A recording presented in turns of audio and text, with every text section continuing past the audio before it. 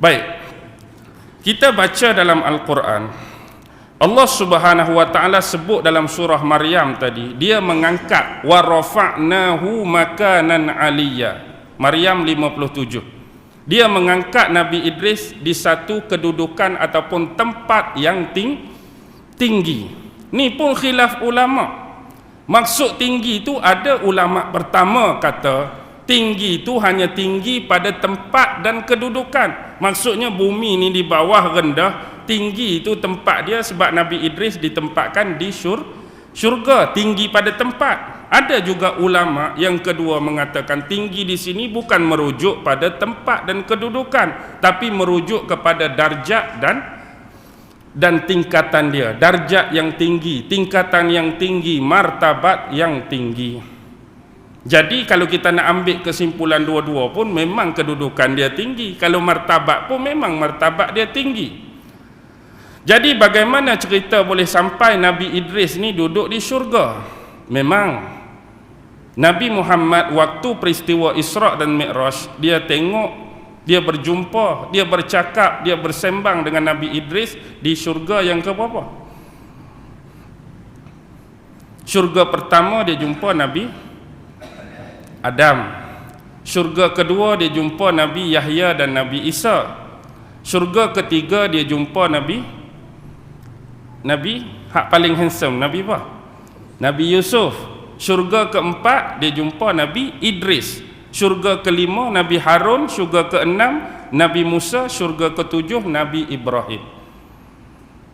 Ada di dalam Sahih Bukhari, gerbang telah terbuka dan dibawakan aku masuk ke dalam syurga yang keempat. Bila gerbang dah terbuka, Jibril bawa Nabi Muhammad masuk ke syurga yang keempat. Dan di sanalah Rasulullah sebut, aku memandang Nabi Allah Idris alaihi salam. Lalu Jibril meminta kepadaku untuk menyampaikan salam kepada Nabi Idris. Lalu aku mengucapkan salam kepada Nabi Idris, dan kemudian Nabi Idris mengucapkan kembali salam aku, dan dia menyapaku dengan perkataan apa? Selamat datang wahai Nabi yang soleh dan saudara yang soleh. Hadis ini boleh rujuk dalam Sahih Bukhari jilid 5 muka surat 58 hadis 227. Kisah tentang Nabi Muhammad jumpa Nabi Idris pada langit yang keempat, dan dikatakan dialah Nabi yang pertama yang diajak bersembang, diajak berbicara dengan Nabi Muhammad sallallahu alaihi wasallam. Sebab dia dah langit yang keempat. Dikatakan bila jumpa dengan Nabi Adam, dia ucap salam, Nabi ucap salam, tapi tak bersembang. Naik yang kedua pun Yahya dengan Idris, dia ucap salam, Nabi ucap salam.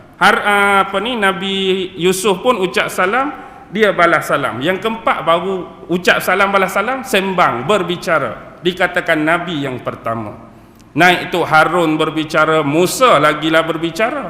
Sebab Musa lah yang suruh naik turun. Nabi Ibrahim pun berbicara juga. Baik, kenapa Nabi Idris duduk di syurga? Inilah cerita riwayat yang sahih yang diriwayatkan oleh ulama-ulama tafsir. Sebab kita pun nak pukul 9 secara sepintas lalu. Bila Nabi Idris ni hari-hari puasa, dan bila Nabi Idris malam beribadat, solat dan berzikir, jadi ada seorang malaikat ni begitu teringin nak jumpa dan nak menziarahi Nabi Idris. Malaikat tu tak lain dan tak bukan ialah malaikat Al-Maut, merujuk kepada malaikat Israel.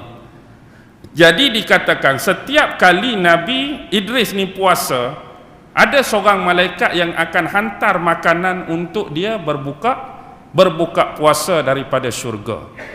Jadi bila dapat keizinan daripada Allah Subhanahu wa taala, turunlah Malikil Maut, malaikat Israel dalam bentuk manusia biasa. Lalu dia pergi bertamu di rumah Nabi Idris dan minta nak berkawan dengan Nabi Idris, nak menemani Nabi Idris. Jadi Nabi Idris tak ada masalah, memang dia sentiasa melayan tetamu dan orang luar dengan sopan, berbudi bahasa dan baik hati. Jadi dia duk perhati ni, kawan dia hak baru ni.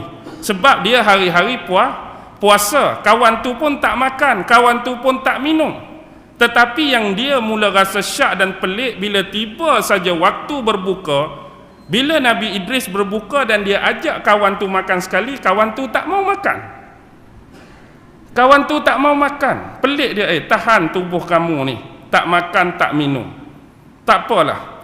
Lepas tu Nabi Idris kata, aku nak ajak kamu pergi berjalan-jalan, tengok alam semesta. Jadi dia pun ikutlah, ikut Nabi Idris, ikut sepanjang tu Nabi Idris duk perhati dia ni. Dia pun rasa dahsyat, rasa pelik tentang sahabat baru dia. Tiba-tiba dia melewati satu kebun. Dalam kebun tu banyak buah-buahan yang ranum, buah-buahan yang lebat, buah-buahan yang enak-enak, buah-buahan yang sedap-sedap.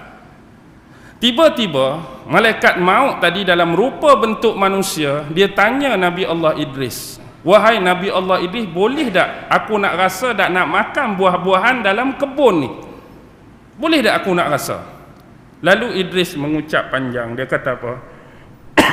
Wahai sahabatku, bila aku cuba memberikan kamu makanan yang sifat dia halal, kamu tolak. Maksud hak halal waktu berbuka tadi, aku ajak kamu buka tapi kamu tak mau. Tapi bila kita tiba dalam kebun ni, yang mana buah-buahan ni bukan milik aku, milik orang ni, ada tuan dia. Tiba-tiba kamu nak rasa, kamu nak makan. Yang ni haram untuk kita makan sebab dia bukan milik kita, bukan milik aku. Lalu kawan tu senyap. Kemudian mereka berjalan, disebutkan untuk tempoh 4 hari. 4 hari mereka duduk dalam gutu. Akhirnya Nabi Idris tanya, siapakah kamu yang sebenarnya? Lalu dia pun memberanikan diri. Dia pun kata, sebenarnya aku ni bukan manusia biasa. Kita cerita sepintas lalu, bukan secara terperinci. Tapi aku ni adalah malaikat di kalangan malaikat-malaikat Allah yang berjuta-juta banyaknya. Nama aku ialah Malikil Maut, merujuk kepada malaikat Israel. Dengar saja nama Israel, terus Nabi Idris tanya, kamukah malaikat yang ditugaskan oleh Allah untuk mencabut setiap nyawa-nyawa makhluk-makhluk Allah ini? Ya benar, itulah tugasku yang diperintahkan oleh Allah Subhanahu wa taala. Kalau kita lagu mana agak-agak. Tiba-tiba Israel duduk depan jadi kawan ni. Jadi tujuan kamu datang ni menyamak sebagai manusia, berjalan-jalan dengan aku, berkawan dengan aku, bersahabat dengan aku untuk tempoh 4 hari ni, sekadar untuk berziarah, atau kamu datang sememangnya nak ambil nyawaku, nak cabut nyawaku? Tidak, aku datang sebenarnya untuk berziarah. Kerana kami ni duduk di atas alam atas, kami mendengar setiap hamba-hamba Allah yang mempunyai keistimewaan dan kehebatan. Di kalangan kami duk cerita, orang ni hebat lagu ni, orang ni hebat lagu ni. Tiba-tiba aku dengar ada seorang Nabi yang siang asyik puasa, malam asyik ibadat. Itulah aku teringin nak jumpa kamu tu. Jadi aku datang untuk berziarah, bukan untuk ambil nyawa kamu. Tapi bila dah tahu dah Israel depan, Idris nak cuba, Idris nak try. Bila kamu ni malaikat yang ambil nyawa, boleh tak kamu try ambil nyawa aku dengan syarat hidup balik lah. Ambil nyawa nak test, sakit ke tak rasa mati ni. Bila aku dah mati, kamu hidup balik. Cuma aku nak tahu rasa sakit mati saja. Jadi Israel kata, sesuatu benda yang aku nak buat tidak boleh dilakukan kecuali hanya dengan izin daripada Allah Subhanahu wa taala. Dan bila Allah sampaikan keizinan kepada Israel, maka dia pun tunaikanlah permintaan Nabi Idris. Jadi dia pun ambil nyawa, ambil roh Nabi Idris. Bila Nabi Idris dah meninggal, dia tengok jasad Nabi Idris tu, dia sendiri menangis. Kerana dia yang ambil roh dan nyawa Nabi Allah Idris ni. Kemudian Allah suruh masukkan balik roh pada jasad Nabi Idris. Bila masuk balik, dah hidup balik, dia pun tanya, bagaimana yang kamu rasa akibat sakitnya sakaratul maut? Kamu rasa macam mana? Nabi Idris kata, aku rasa seperti seekor binatang yang dilapah kulitnya hidup-hidup. Kita ambil lah kucing ke apa ke sekok, kucing tu hidup, kita kerat dia punya bulu tu, dia punya kulit, kita lapah kucing tu hidup-hidup. Bahkan bukan sekali, kesakitan itu mungkin berganda-ganda, berpuluh kali tahap lapahan dia. Maksudnya sekali lapah tu sakit dah, tapi berganda-ganda lagi, berpuluh-puluh kali macam orang lapah kulit binatang, yang maksudnya binatang tu dalam keadaan masih hidup. Kalaulah demikian rasa kamu terhadap sakaratul maut, itu sebenarnya adalah seringan-ringan cara aku mencabut nyawa yang sebelum ni aku tak pernah lagi cabut nyawa seringan tu kepada orang lain selain kamu. Maksudnya kalau Nabi Idris pun dah rasa tahap berpuluh-puluh kali daging dilapah, hak lain tu lebih lagi lah. Tu hak paling ringan dah aku tarik tu, cara paling lembut, paling ringan dah tu. Maksudnya teruk dah kan. Baik, dah demikian begitu, dia minta pula benda lain. Dia minta nak tengok neraka. Jadi Israel tanya, pasal apa minta nak tengok neraka? Sebab dalam pengetahuan aku, berikutan daripada suhuf-suhuf yang aku baca, neraka ini Allah tempatkan manusia-manusia yang kufur, yang ingkar, yang tak mau beriman, yang lawan Allah, yang buat jahat, yang buat maksiat. Jadi sekurang-kurangnya kalau aku dapat tengok dan menyaksikan siksaan-siksaan dan azab yang Allah berikan, makin menambah kuatkan amalan dan ibadat aku pada Allah agar dijauhkan daripada siksa dan azab neraka. Sekali lagi sama jawapan dia, aku tak boleh buat apa pun kecuali dengan izin Allah. Lalu bila Allah izin, diangkatlah dia naik ke atas dan tengok. Bila dia tengok ngerinya, bila dia tengok takutnya, bila dia tengok azabnya, bila dia tengok sakitnya, kemudian dia minta nak keluar. Moga-moga, dia kata, dengan penyaksian dan aku lihat dan aku tengok tadi dapat menambahkan amalan-amalan soleh dan ibadat aku pada Allah. Jadi dia pula buat cerita tak lengkap lah. Sebab apa-apa pun dalam kitab sebelum ni, kalau ada neraka, ada syurga. Aku pun teringin juga nak tengok syurga. Jadi kena minta izin. Allah bagi izin, bawalah dia ke syurga. Jadi bawa dia ke syurga. Masuk dalam syurga, oh hebat syurga. Macam-macam kenikmatan, macam-macam kebahagiaan, macam-macam ketenteraman, macam-macam ketenangan, macam-macam ganjaran. Tiba-tiba sampai masa Israel kata dah habis. Kalau kita hari ni hospital tempoh melawat dah tamat, keluarlah. Tiba-tiba tadi masa masuk dia tinggal sepatu dan selipar dia bawah satu pohon dalam syurga. Tu taktik tu helah. Jadi bila dia keluar jumpa Israel dalam keadaan berkaki ayam. Oh, minta maaf, aku terlupa selipar aku duduk dalam syurga bawah pokok tu. Boleh aku masuk balik, nak ambil balik selipar dan sepatu tu. Pi ambil.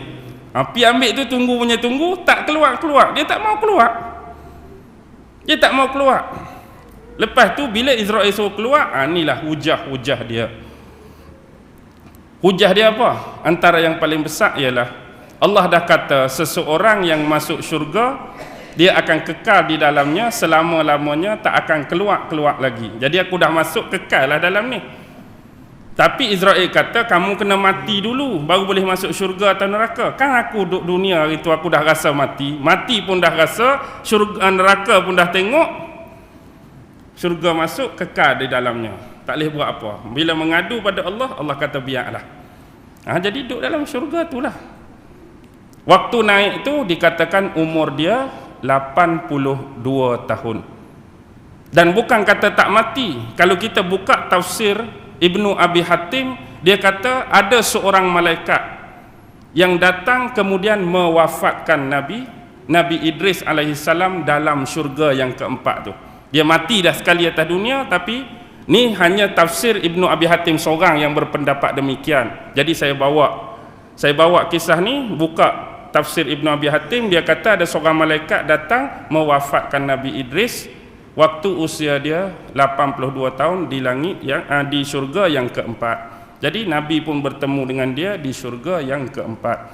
Sebab tu ada sebuah hadis yang meriwayatkan Imam Al-Hakim. Hadis riwayat Ibnu Abbas, dia sebut kalau dahulu Nabi Daud dikenali sebagai pembuat perisai kan. Nabi Daud dikenali sebagai pembuat perisai. Nabi Adam dikenali sebagai seorang petani. Nabi Nuh dikenali sebagai seorang tukang kayu. Nabi Idris dikenali sebagai penenun dan penjahit baju, manakala Nabi Musa dikenali sebagai seorang pengembala.